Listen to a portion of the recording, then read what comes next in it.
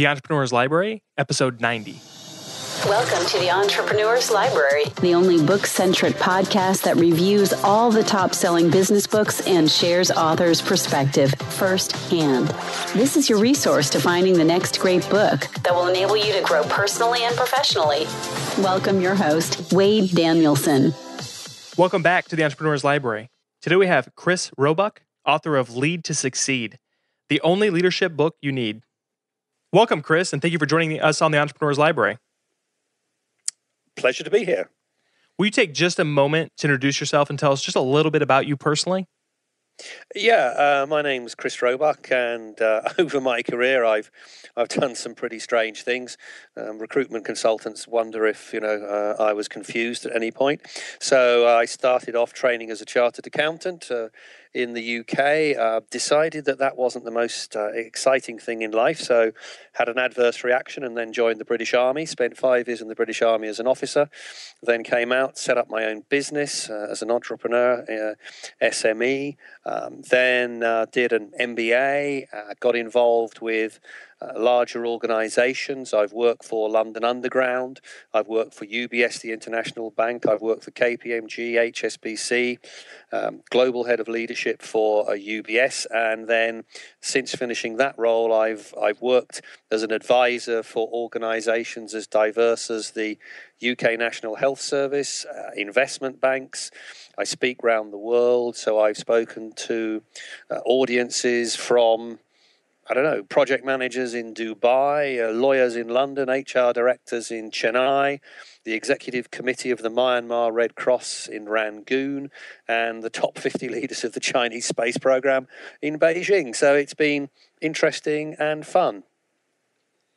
Thank you for sharing that. Now let's jump right into your book, Lead to Succeed, which was made available for purchase May 2014. And Chris, we're going to move quickly, but we're going to really cover the top questions that our listener/reader would like to get answered. And the first one is, what was the inspiration behind writing Lead to Succeed? Well, the weird thing is that, over the 30 years or so that I've been experiencing organizations, be that military or whatever, be that big, be that small, one of the things I've noticed is that there's an awful lot of people out there who, aren't really able to live up to the potential they have at work, to do their best work. They aren't inspired to go to work. They're just doing it because they have to. And it's us fortunate few, many of whom are listening to this, who are inspired by what they do. Now, the problem is that that's great for us, but for those millions of people around the world, for their individuals, for their teams, for their organizations, and for their communities, it's just such a waste of potential and actually a waste of economic growth as well. And what is so frustrating is not that it's because there's a great barrier to making them able to live through their full potential, because it's just that we could do really simple things by getting leaders around the world to be effective through simple day-to-day actions they could start tomorrow that would transform Mackley. And that's why I was so passionate to write the book, because the answer is simple. We can do it tomorrow, and everyone can be inspired at work, which is, I think, what we all want. So what would you say, there's a million books on leadership in general. What would you say makes your book different from others regarding the same topic? I tried to do something new and something different. If you look at a lot of leadership books, they tend to fall into 2 categories for a start. This is the book for you as an individual to do with your direct reports, with your people. And there's the other one, which is, this is the book for the organization. This is the book for the HR director, the CEO, the board, the non-executive director. And they normally fall into 2 of those categories.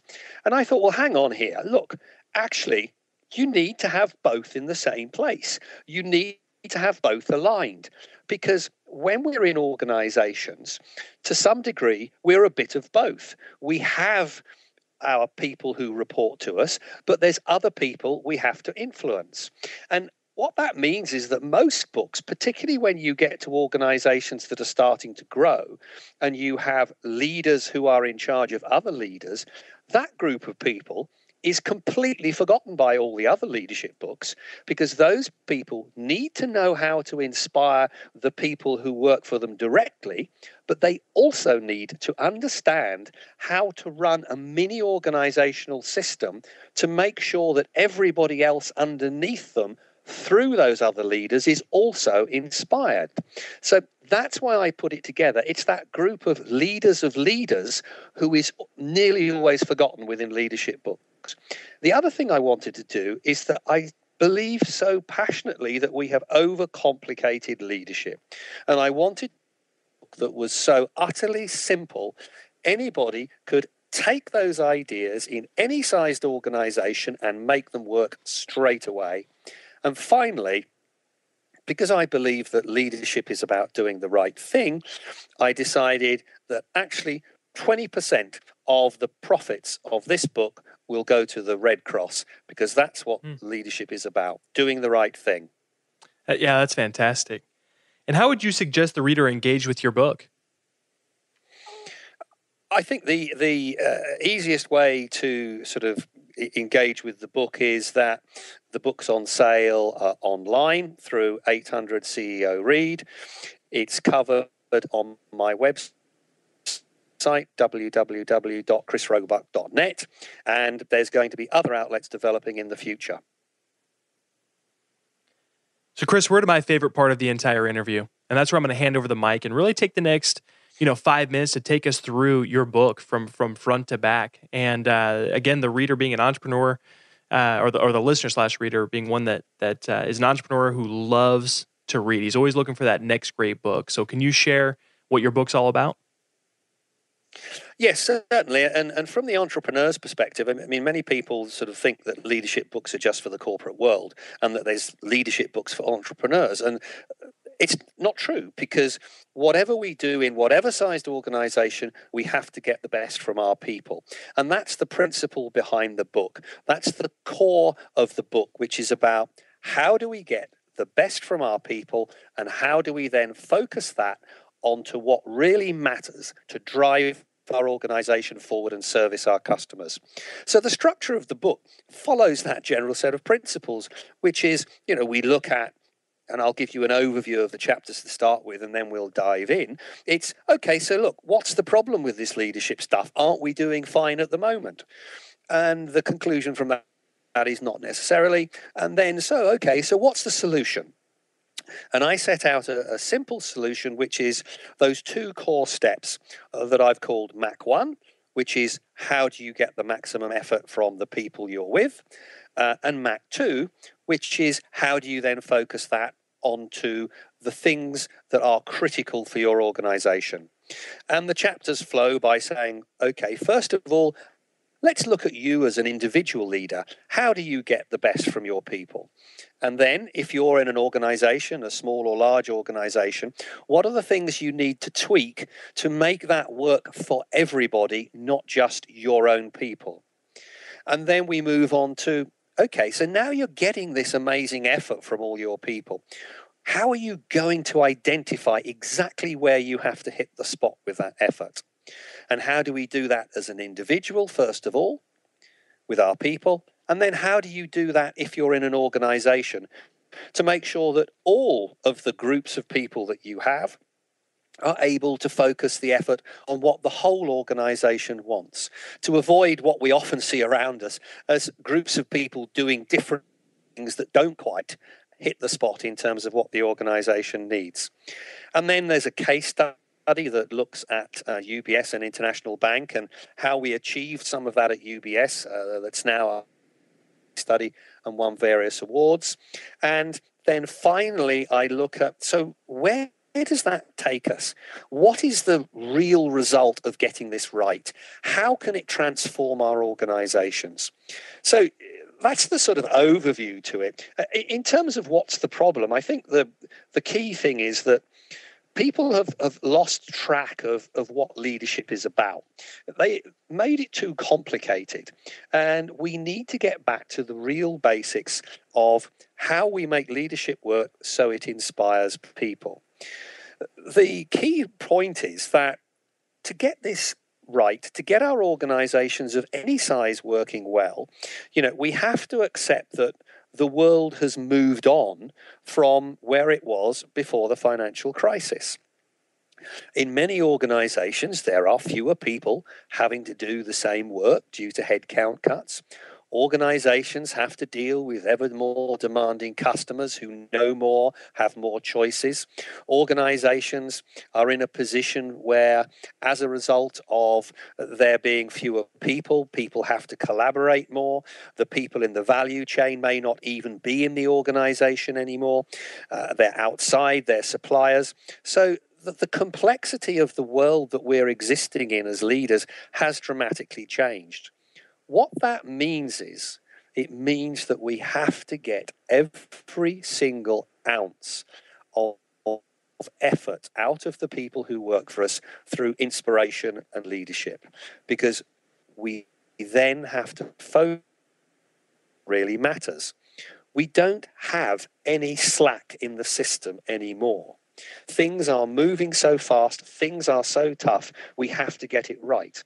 But the solution is actually quite simple. The solution is clearly that we need to do things in a simple way. We need to focus on what really motivates our people. But above all, it's things we already know. Every single person listening to this in any organization of any size will know what were the things that inspired you at some point in your career. What did your best boss do? And the funny thing is, I've done that. Ask that question around the world of all sorts of different people.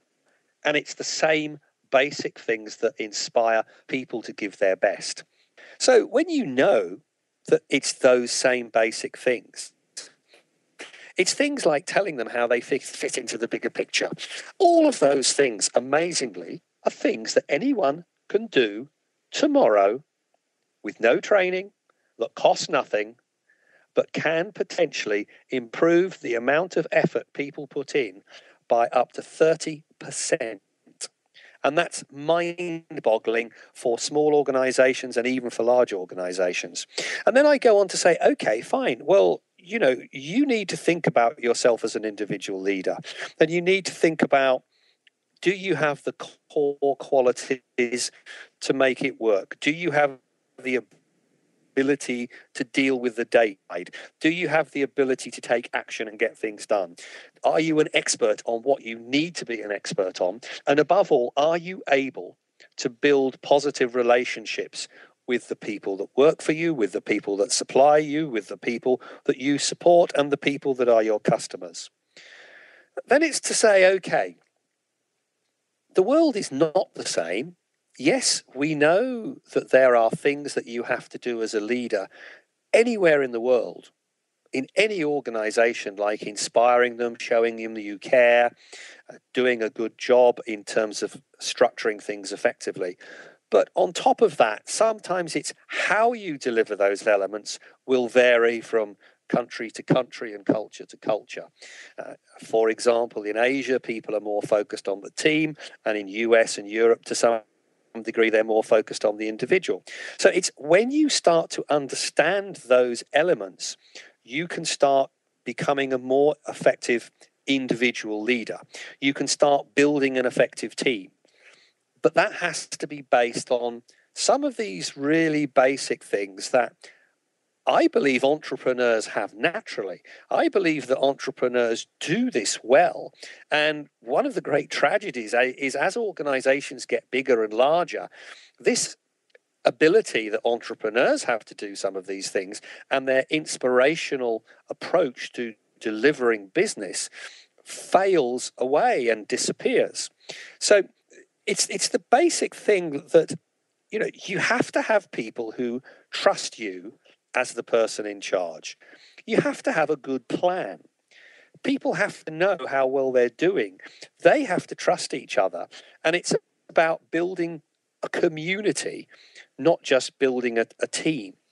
It's about understanding that everybody has their own positive sides and everybody needs to have their skills developed and their potential improved. But again, not by complicated steps, but by really simple things that you as a leader can do day to day. And then it's to say, okay, let's just look at some specific tools that go into detail on how you can do that. So there's a self-assessment that says any leader has to do these things. Have a look, see how you're doing, and if you think you could develop your skills in any of those areas, let's give you the tools to do that. And then we move on to say, well, now you've sorted out what you can do to maximize the effort that you're getting from your people by those really simple actions. Let's look at the situation where maybe your organization is starting to grow and it's not just you and 5 or 6 people, but we're starting to get to the point where a management type of structure is beginning to develop in the organization. And this is also useful for you if you deal with bigger organizations to understand how they need to work effectively in terms of how they can help you do what you need to do. It's just little things that people need to understand. I mean, there's some killer facts that, for example, we know that if every leader in the organization told their people how what they do fits into the bigger picture, it could improve performance by over 30% from those people. If they're given day-to-day feedback on how they're doing, that can improve performance by up to 39%. And applying to organizations and to individual leaders, if you just show you care, that can have an impact of increasing performance by up to 25%. So that chapter's about saying, hey, look, as an organization, this stuff is so powerful. It's a license to print money. And you need to get everybody in your organization to maximize the effort of their people. It's not just any good at all having the top 10% or a few people. Everybody has to do it. And this is how you can make it happen.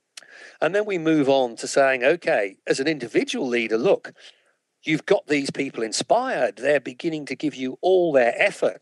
How do you make sure that that really hits the spot for your organization? And it says that you can be a great expert technically, but you need to understand the totality of the situation you're in to be able to see where that effort needs to go. So you need to understand about how the business or businesses in general work. You need to understand a little about the finance. You need to understand a little bit about how tasks are done effectively. You need to understand the operational side of it. You need to understand where the organization is trying to go. You need to understand your market and your customers.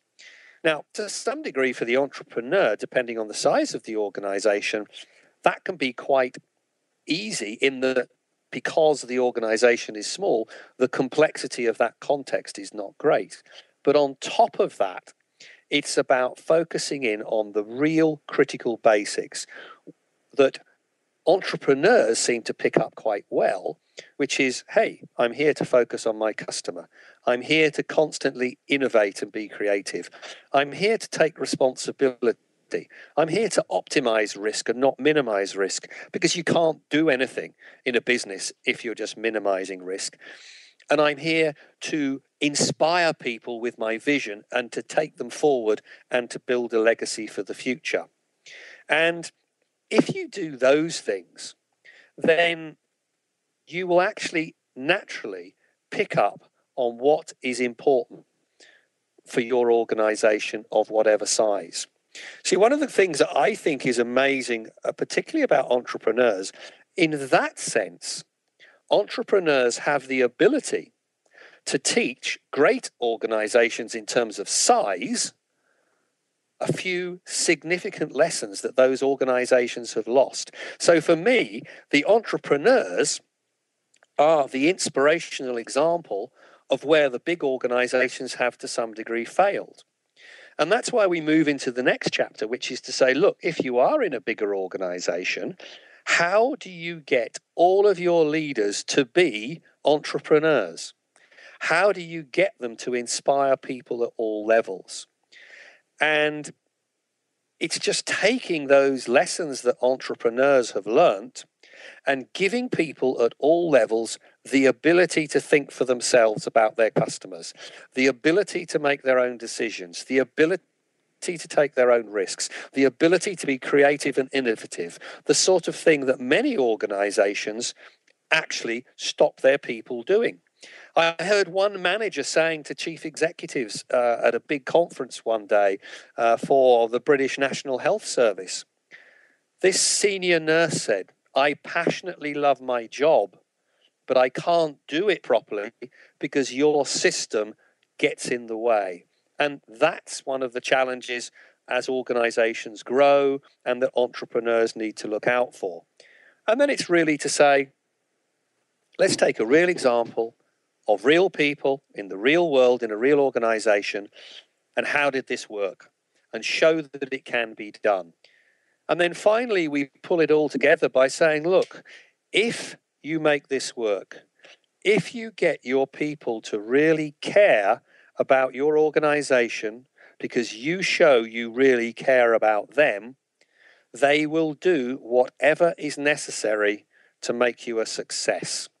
They will look after your risk. They will look after your costs. They will look after your customers. They will innovate and be creative. Because if you show through inspirational leadership that you believe in them, they will believe in you and do whatever is necessary. And that's the conclusion of the book. And there's a great example from when I worked with the guys at Aston Martin. I said to their marketing director, "Hey, Marcus, you're putting in place a new customer services system. Tell me about the old one, because I hear you've got great customer services around the world. You must have a great system." And Marcus said, "No, Chris, we don't have a system." "But how can you have world-class customer service around the world if you don't have a system? You've got thousands of people in your dealerships and your own outlets. How can you not have a system?" He said, "We don't." So I said, "So you're telling me that because you have inspired your people through leadership at all levels, because you show you care about them, because they utterly believe in your brand and what you're trying to achieve for your customers, that the individual efforts of all of those passionate people around the world mean that it seems like you have a world-class customer relationship system when it's only the acts of thousands of passionate individuals?" And he said, "Yes." And that shows to me that if you do this right, then you will get success through your people. So, Chris, you just gave us a great recap of your book, really putting it in a nutshell for us. And now I'm asking you to take it really a step further. And that's by asking, if the reader could only take away one concept, principle, or action item out of everything that you just discussed with us, your entire book, what would you want that to be? Just go out there, inspire your people to give you their best, and then focus that on what really matters. Chris, do you have a favorite quote from your book? Yeah, I think my quote just focuses on what I passionately believe about what we do in organizations. And that quote is quite simple. Leadership is about making a difference and transforming people's lives. That's it. Simple. Perfect. And Chris, this last question, obviously as an author, everyone creates a book to impact or maybe create paradigm shifts for different individuals. And so that's what we're going to ask of you. What's a book that you've read that created a paradigm shift or had a huge impact on your life? It's one that came out actually in the mid-90s, and it was Nelson Mandela's Long Walk to Freedom. And the reason I find that book amazing and that it had a significant effect on me is that it truly shows what a passionate and inspired individual can do by utilizing those core principles of leadership, I think, that some of us have forgotten, around humility, around respect for others, around inspiration, around integrity, around believing in something greater than yourself. And that by doing that, we naturally become better than we thought we were ourselves without even realizing, through the effect we have on other people. And we don't come across as great leaders. We come across as great people. And the impact we have on others is truly great, even if we, admit we're only human and we make mistakes like anybody else. But people accept that of us because we accept that in others. So, Chris, before we depart, can you recommend the best way for our listeners to not only get more information on you, but also on your book? Yeah, the best way to get more information on me is my website, which is www.chrisroebuck.net. There's information about the book there, extracts of the book, a blog, which covers everything from intergenerational leadership to what's happening in the world. I'm also on Twitter at Chris__Roebuck. And the book, in terms of the USA, is available online from 800 CEO Read. Outside the USA, it's available from a number of other outlets or directly on my website. Okay, great. So we'll put those links in the actual show notes at the elpodcast.com. So those will be in there. And Chris, thank you so much for coming on and sharing your book with us. It's a pleasure. And just, ladies and gentlemen, just go out there, do it, be a great leader, make a difference, and transform people's lives. Thanks again for joining us today. If you'd like to get more information on Chris's book, Lead to Succeed, or Chris himself, check out the show notes page at the elpodcast.com. Looking for your next book idea? Head over to the elpodcast.com, where Wade shares his amazing resource, the top 10 business books recommended by over 500 entrepreneurs, with you for free.